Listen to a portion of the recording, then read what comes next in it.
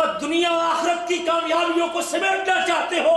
دنیا اور آخرت کی کامیابیوں کو اپنی جھولی میں جمع کرنا چاہتے ہو، دنیا اور آخرت کی عزت چاہتے ہو، دنیا اور آخرت کی ساری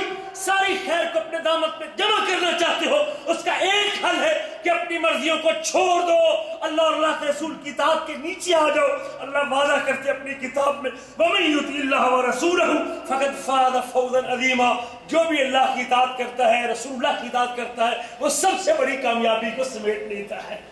آج میرا ٹارگٹ شاید مکان، پکا گھر، بہترین بلڈنگ، کوٹھی، اسلام آباد میں گھر، لاہور کے اندر مکان، فلاں جگہ پہ پلازا، یہ میرا ٹارگٹ، دلی میں، کلکتہ میں، فلاں جگہ پہ میں کوئی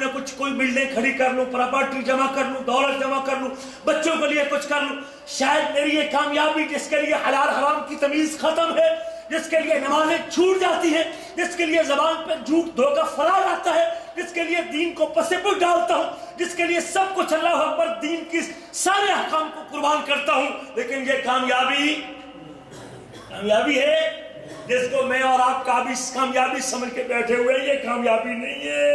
اللہ کہتے ہیں کامیابی سمیٹنی ہے، کامرانی لینی ہے تو پھر اپنی مرضی کو ختم کر، اللہ اور اللہ کے رسول کی اطاعت کے نیچے آ، ہم کامیابی کے سہرے تیرے گلے کے اندر ڈال دیں گے۔